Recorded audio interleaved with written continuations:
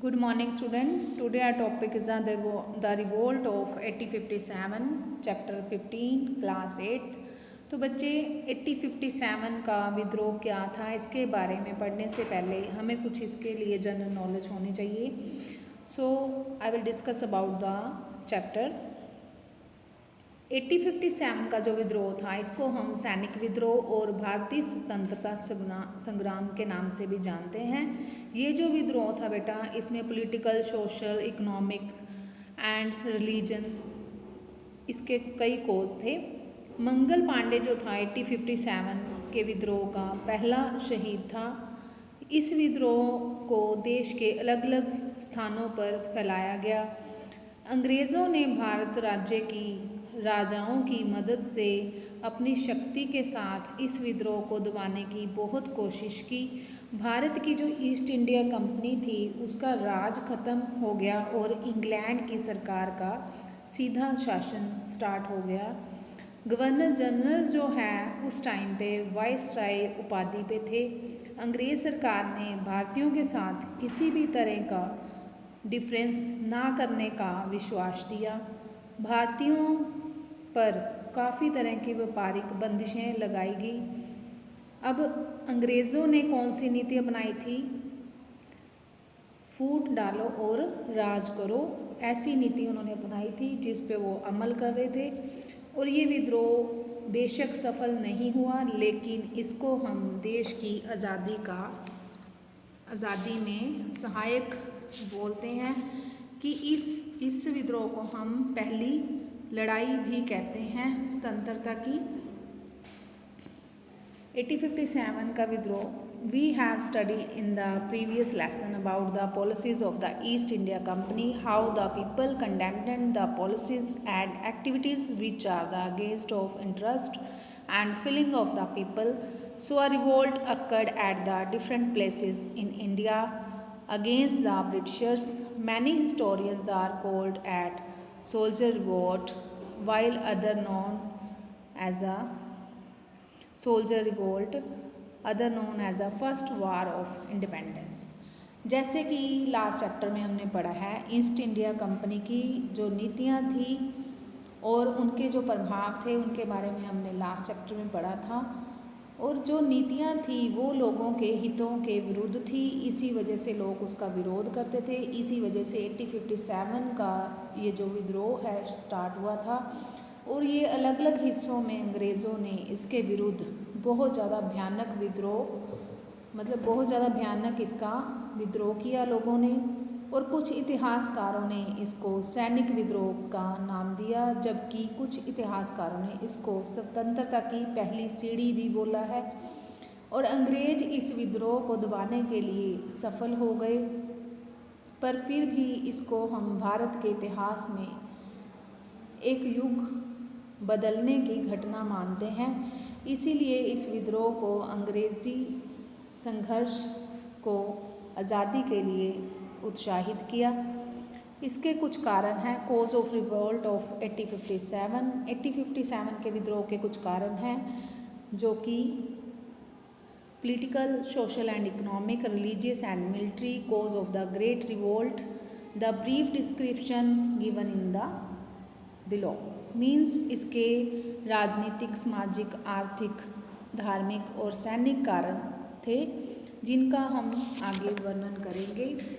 First है हमारे पास political कोज. Political cause में to stop the pension of Nana Sahib ने पेशवा बाजीराव की दूसरे की मौत हो गई थी, बट उनकी मौत के बाद नाना साहिब को उनका उत्तराधिकारी बनने के लिए लॉर्ड डलहौजी ने उनकी पेंशन बंद कर दी. इसी कारण नाना साहिब अंग्रेज़ों के विरुद्ध हो गए. नेक्स्ट पॉइंट है bad treatment of Mughal एम्पीरियर Bahadur Shah Zafar. अंग्रेज़ों ने मुग़ल बादशाह बहादुर शाह जफ़र को कह दिया था कि उनकी मौत के पीछे लाल किले के ऊपर कब्ज़ा कर लिया जाएगा. बहादुर शाह जफ़र ने इसको अपना अपमान समझा, इसीलिए उन्होंने अंग्रेज़ी राज को भारत में से ख़त्म करने का पूरा प्रण कर लिया थर्ड था adoption of lapse policy by Lord Dalhousie. Lord Dalhousie ने लैप्स की नीति को अपनाया। लैप्स की नीति में राज का शासक जो था संतानहीन ही मर जाता था और उसके द्वारा गोद लिए गए पुत्र को राज का उत्तराधिकारी नहीं माना जाता था। लॉर्ड डलहौजी ने लैप्स की नीति अपनाई। कहाँ पे? संबलपुर, झांसी, नागपुर,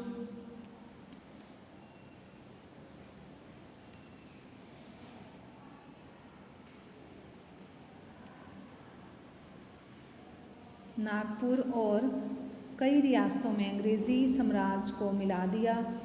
फोर्थ पॉइंट है annexation of Awadh in the British empire. Awadh की रियासत बहुत खुशहाल थी, इस कारण लॉर्ड डलहौजी ने अवध पर बुरे शासन प्रभाव का दोष लगा के इसको अंग्रेज़ी राज में शामिल कर लिया और इसके अवध के नवाब वाजिद अली शाह को अंग्रेज़ों के विरुद्ध विद्रोह कर दिया। नेक्स्ट है इसके सोशल एंड रिलीजियस कॉज, सामाजिक और धार्मिक कारण। Interference of social religious rituals. अंग्रेज़ी गवर्नर जनरल विलियम बेंटिंक और लॉर्ड डलहौजी ने भारतीय समाज में काफ़ी ज़्यादा सुधार किए और इसकी वजह से इल्लीगल जो करप्शन थी उसका विकास हुआ। लॉर्ड डलहौजी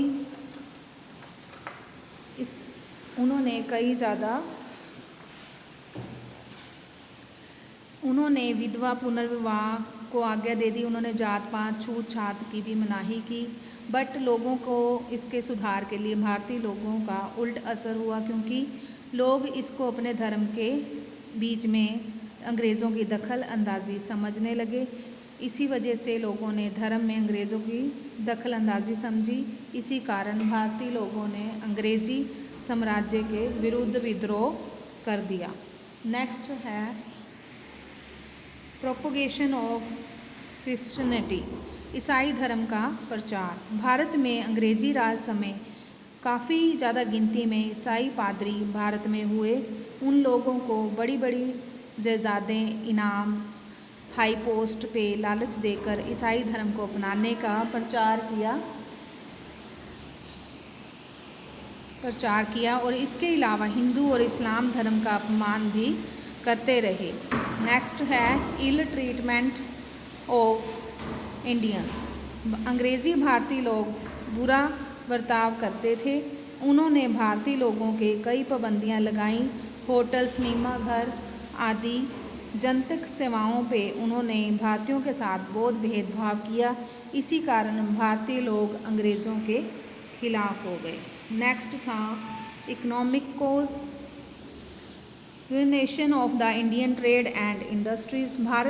अंग्रेज़ भारत में व्यापार करने के लिए आए थे। वो भारत में कच्चा माल और कपाह, पटसन और सस्ते भाव पे खरीदने के लिए इंग्लैंड में ले जाते थे। वहाँ पे कारखानों में तैयार किया हुआ माल भारत में महंगे रेट पर बेचा जाता था और भारत का सारा पैसा इंग्लैंड में जाने लगा। इस तरह से पाबंदियाँ लगा दी गई थी जिसकी वजह से भारत का उद्योग और व्यापार धीरे धीरे नष्ट होता गया। नेक्स्ट है second point, discrimination of government jobs.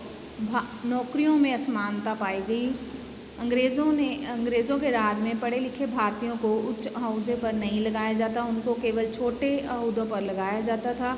भारतीय कर्मचारी को अंग्रेज़ी कर्मचारियों से कम तनख्वाह दी जाती थी। नेक्स्ट है बैड कंडीशन ऑफ ज़मींदार। ज़मींदारों की बुरी हालत थी। लॉर्ड विलियम बेंटिक ने मुक्त ज़मीनों के लिए उनके लिए कर लगा दिया, जिनकी वजह से बादशाह जो हैं राजों के जागीरदार इनामों की वजह से दी गई। लगान के तौर पे पहले से ज़्यादा इंक्रीजिंग हुई।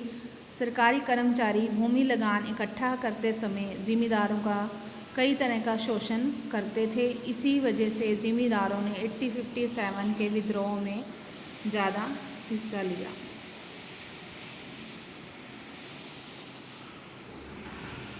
नेक्स्ट है मिलिट्री कोर्स। मिलिट्री कोर्स में इंडियन सोल्जर भारतीय सैनिक ने अंग्रेज़ी सैनिकों से कम तनख्वाह दी जाती थी। भारतीय सैनिक ज़्यादा से ज़्यादा सूबेदार के ओहदे तक ही तरक्की कर सकते थे। 1856 में लॉर्ड कैनिंग ने एक एक्ट पास किया जिसमें भारतीय सैनिकों को युद्ध में भाग लेने के लिए समुद्र पार किसी भी स्थान पर भेजा जा सकता था, परंतु पुराने विचारों के भारतीय सैनिक समुद्र पार जाने से अपने धर्म के विरुद्ध मानते थे, इसीलिए उन्होंने दूसरे देशों के मौसम और कठिनाइयों से डरते थे। इसी डर की वजह से अंग्रेज उनको ईसाई ना बना सके। नेक्स्ट है इमीडिएट कोर्स। उस टाइम के तत्कालीन कारण क्या थे? ग्रीस्ड कार्टिगर्स मीन्स चर्बी वाले जो कारतूस यूज़ होते थे। 1857 में अंग्रेज़ी सरकार ने रिफल और कई किस्म के कारतूसों की यूजेज शुरू कर दी, जिसको चलाने से पहले मुंह के साथ खोलना पड़ता था। इन कारतूसों को गाय और सूर की चर्बी लगी होती थी। हिंदू और मुसलमान इन कारतूसों को चलाना नहीं चाहते थे, क्योंकि ऐसा करने से उनकी भावनाओं को ठेस पहुंचती थी और उन्होंने 29 मार्च को 1857 को इन कारतूसों की यूजेस करने से मना कर दिया और एक अंग्रेज़ अफसर की हत्या कर दी। इसी तरह ये 1857 का विद्रोह जो है बगावत में चला गया। नेक्स्ट है main events of revolt. Events क्या हुए थे इसके रिवोल्ट के? बैरकपुर में 1857 में शुरू हुआ था ये विद्रोह। इस विद्रोह की अगुवाई जो है मंगल पांडे नामक सैनिक ने की थी। मंगल पांडे ने चर्बी वाले कारतूस को चलाने से इनकार कर दिया और सैनिक भी ऐसा करने लगे। सरकार ने मंगल पांडे को बंदी बनाकर हुक्म दे दिया कि उसने एक अंग्रेज़ अफसर हसन को गोली मार दी। इसी वजह से उसको फांसी की सज़ा दे दी गई और 1857 का जो विद्रोह है उसका पहला शहीद मंगल पांडे हुआ। नेक्स्ट था मेरठ की घटना। मेरठ की जो घटना है उसमें 85 जो सैनिक हैं चर्बी वाले कारतूस चलाने से उन्होंने इनकार कर दिया, तो उनको कैद कर लिया गया। इस वजह से भारतीय सैनिक जो हैं भड़क उठे थे। 31 मई को उन्होंने सारे भारत का विद्रोह करने की निश्चित मिति ले ली और इंतज़ार किए बिना ही 10 मई को 1857 में जेल तोड़कर अपने साथियों को रिहा करवा दिया और अंग्रेज़ अफसरों और उनके परिवार का कत्ल कर दिया। नेक्स्ट है मेरठ की घटना। मेरठ की इवेंट ऑफ दिल्ली। दिल्ली की घटना क्या थी? दिल्ली में after the event of Meerut की घटना के बाद 11 मई 1857 में भारतीय सैनिक दिल्ली पहुंचे और दिल्ली में अंग्रेज़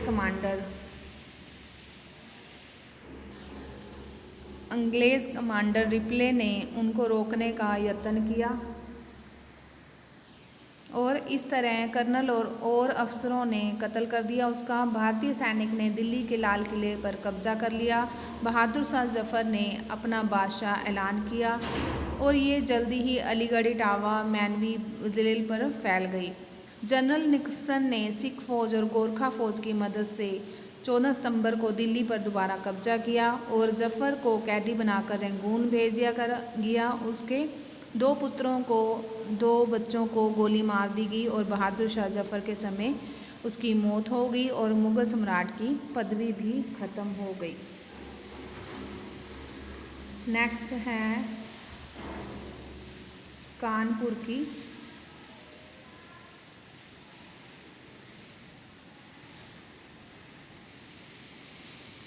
की घटना। कानपुर की घटना में 17 जुलाई 1857 को जनरल हैवलॉक ने तात्या टोपे को हराकर दोबारा कानपुर पर कब्जा कर लिया। लखनऊ की घटना में क्या था, अवध की राजधानी थी ये, और इसमें ज़्यादा से ज़्यादा हिस्सा लिया लोगों ने। विद्रोहियों ने बहुत सारे अंग्रेज़ों को मार दिया और झांसी की रानी लक्ष्मीबाई ने दिल्ली पे अंग्रेज़ों के प्रति बड़ा रोष प्रकटाया और अंग्रेज़ों की रानी के गोद लिए पुत्र को वारिस बनाने से मना कर दिया। इसलिए उन्होंने अंग्रेज़ों के खिलाफ संघर्ष जारी रखा। अंग्रेज़ों ने झांसी पे हमला कर दिया। झांसी की रानी अंग्रेज़ों के विरुद्ध बड़ी बहादुरी के साथ लड़ी। फिर ये रिवोल्ट पंजाब में हुआ। पंजाब की रियासतों में 1857 में विद्रोह अंग्रेज़ों की सहायता से किया गया, पर पंजाब में अनेकों स्थानों पर अंग्रेज़ों के विरुद्ध विद्रोह किए गए, जो कि अब हरियाणा राज्य के रिवाड़ी, भिवानी, बल्लभगढ़ और हैंसी स्थानों पर नेताओं ने 1857 के विद्रोह में अंग्रेज़ों का टाकरा किया।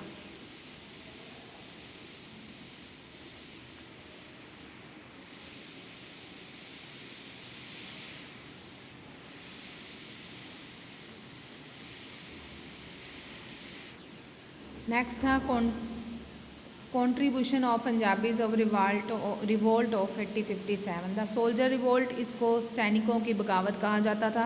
1857 में 10 मई 1857 में मेरठ में शुरू हुआ। ये 12 मई 1857 में इस विद्रोह की खबर लाहौर पहुंची और पंजाब में बगावत के डर से मियाँ मीर ने छावनी लाहौर, पेशावर, नया शहर और रावलपिंडी, अम्बाला, अमृतसर, होशियारपुर आदि भारत सैनिकों को बेहथियार कर दिया गया। आगे है पीपल रिवोल्ट, लोगों की बगावत। लुधियाना और फिरोजपुर के लोगों ने कई स्थानों पर बगावतें की, जैसे कि सरसा, मिंट, गुमरी, मुल्तान, बहावलपुर, फाजिलका, और मुसलमान लोगों को भी अंग्रेज़ के खिलाफ खड़े हो गए। करनाल के बीच में भी जाट पिंडा में सरकार ने ज़मीन का लगान देने से इनकार कर दिया। थर्ड पॉइंट है सरदार अहमद खां खुरी रिवोल्ट। सरदार अहमद खां खरल की बगावत। अंग्रेज़ी राज को माल्या ना देने के कारण खरल कबीले के सरदार अहमद खां खरल के बगावत थे। रावी दरिया के बसते हुए कई कबीलों के साथ उन्होंने साथ दिया। उन्होंने एक अंग्रेज़ अफसर और कई अंग्रेज़ फौजियों का कत्ल कर दिया। इस वजह से 20 घोड़ेसवार समेत अंग्रेज़ों का विरोध करता हुआ पाकपट्टन में वो शहीद हो गया। नेक्स्ट है cause of failure of 1857 revolt. अब ये रिवोल्ट फेलियर क्यों हो गया, क्योंकि ये जो रिवोल्ट है ये 31 मई 1857 में स्टार्ट हुआ। 29 March 1857 the revolt are ready for this, इसलिए वो रिवोल्ट के लिए रेडी नहीं थे। There was lack of unity among the rebellions, unity की भी कमी थी इसमें। रिबेलियंस, इनके पास हथियार ब्रिटिशर्स के मुकाबले कम थे। The revolt could not spread through out the India, ये जो रिवोल्ट है पूरे इंडिया में फैल नहीं सका। नेक्स्ट है हमारा सेना में 1856 में अंग्रेज़ों के अवध के नवाब वाजिद अली शाह ने हम अपने बुरे शासन के कारण दोष लगा के उनकी रियासतों में अंग्रेज़ी राज को शामिल कर लिया। इसी वजह से ज़्यादा संख्या में अवध रियासत के सैनिक, किसान, तालुकदार 1857 के विद्रोह में उन्होंने पार्ट लिया।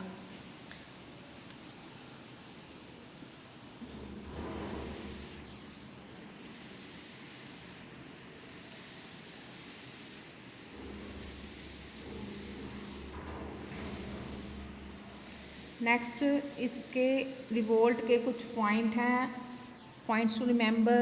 1857 का जो विद्रोह है इसको हम सोल्जर विद्रोह भी कहते हैं। इस विद्रोह में पॉलिटिकल, सोशल, रिलीजियस, मिलिट्री कोज भी आते हैं। मंगल पांडे जो था इस रिवोल्ट का पहला शहीद था। 1857 में ये रिवोल्ट जो है काफ़ी ज़्यादा जगहों पर फैला दिया गया।